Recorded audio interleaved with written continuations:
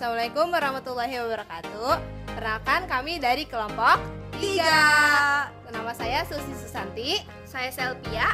Nama saya Siti Dewi Anwar. Nah, saat ini kami sedang berada di kediamannya Ibu Nanda, yaitu guru IPS di SD Negeri Sawangan 4. Nah, Ya, baik. Dikarenakan kita mengerjakan di tanggal merah, jadi kita langsung saja mendatangi kediaman Ibu Nanda. ya, jadi kita nggak tag-nya di sekolah tapi di rumah. Rumahnya. Ikutin kegiatan kita hari ini.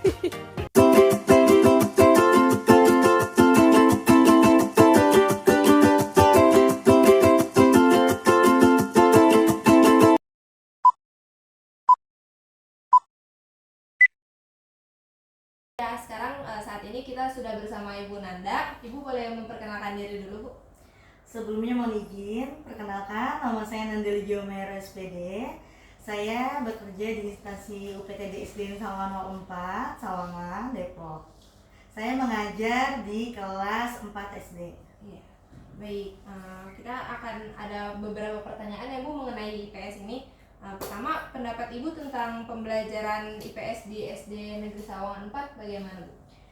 Menurut pendapat saya, pembelajaran IPS di sekolah SD Sawangan 04 itu sangat menyenangkan, ya, karena anak-anak itu bisa tahu tentang sejarah-sejarah kemerdekaan, pembentuknya ASEAN, seperti itu. Nah, iya, baik. Kalau untuk model pembelajaran yang diterapkan di SD tersebut bagaimana, Bu? Model pembelajaran yang saya terapkan itu beragam juga, tetapi salah satunya itu yaitu pembelajaran model diferensiasi, yaitu yang anak itu sesuai dengan kemauannya, karena kan itu berbeda-beda.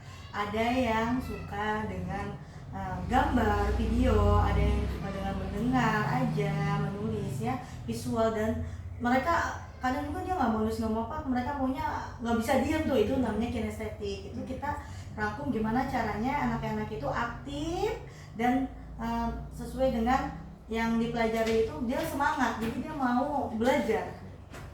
Jadi saya menggunakan model pembelajaran diferensiasi. Baik.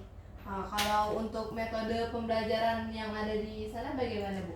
Pembelajaran metodenya sih sama aja, ya, ada diskusi, ada ceramah, tapi saya juga sering discovery, jigsaw, gitu, seperti itu. Iya, berarti Bervariasi lah. bervariasi, ya. Oke, kalau untuk media biasanya kalau di SD itu medianya apa saja, Bu? Pertama kita buku pembelajaran ya, buku pelajaran tentu saja. Tapi dari sini itu juga medianya itu ada dari laptop, internet ya, YouTube gitu. Dan kita di kelas 4 itu juga saya menggunakan barcode. Jadi anak itu pembelajaran tertentu ya. Jadi mereka membawa handphone atas izin orang tuanya tentu saja. Jadi saya printkan barcode saya ini, jadi mereka itu aktif semuanya. Jadi nggak hanya nulis, nggak hanya belajar di kelas aja, tapi di luar kelas, di luar kelas, intinya memanfaatkan yang ada di teknologi. Berarti sudah sesuai perkembangan zaman saat ini ya, Bu? Apa saja sih, Bu, kendala yang Ibu hadapi saat pembelajaran IPS? Kendalanya pertama itu anak itu tidak semua suka dengan pembelajaran IPS ya, karena kan kita tidak bisa memaksa anak tersebut untuk suka ya, untuk memaksakan itu tidak boleh ya. Jadi pembelajaran IPS itu gimana caranya ya biar menyenangkan, itu dia. Kita pakai metode apa, model pembelajaran apa, jadi gurunya juga harus pintar-pintar nih gimana biar di kelas itu kita menyenangkan, asik ya, ice breakingnya jangan lupa, seperti itu. Dan sarana prasarananya itu sangat kurang sekali di SD saya, tentu saja. Sarana prasarana, infokus saja hanya ada berapa, jadi bergantian ya, infokus, printer tuh, pokoknya sarana prasarana sangat kurang. Berarti harusnya pemerintah lebih memerdulikan sarana prasarana. Dan alat peraganya juga, alat peraga kan mahal sekali tuh ya. Jadi alat peraganya juga terbatas tuh. Untuk penilaiannya seperti apa, Bu? Penilaiannya sama seperti yang lain juga. Saya menggunakan diagnosis sumatif, formatif, pretest, ya, evaluasi seperti itu sama aja. Tertulis dan tidak tertulis kita. Ya, untuk perbedaan kurikulum ya Bu ya, dari dulu sama sekarang tuh apa ya Bu bedanya? Dulu IPS itu belum ada kata-kata ilmu pengetahuan sosial, ya. Pak, dulu pada tahun 1975 ya kalau salah itu belum ada kata IPS. Mereka itu adanya pembelajaran geografis, kayak gitu, sejarah, antropologi, ya baru di tahun 1975 baru ada. Baru ada pembelajaran IPS. Ya, lanjut lagi di tahun 1984 dikembangkan lagi keterampilannya.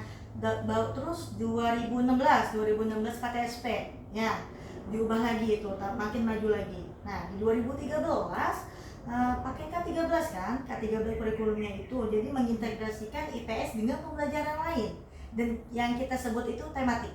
Iya. Terus sekarang nih 2024 kita menggunakan kurikulum merdeka, ya, dan itu tidak kata IPS lagi tapi IPAS, ya, jadi digabung IPA dan IPS. Baik, berarti dari dulu sampai sekarang banyak sekali perkembangannya ya Bu? Banyak, dan kurikulum juga berubah-ubah, ya. Jadi jangan kita stuck di situ aja, tapi kita harus berusaha gimana caranya ya kita yang mengikuti zaman tersebut. Ya. Baik, sekian dari kami. Terima kasih ya Bu atas waktunya. Terima kasih juga.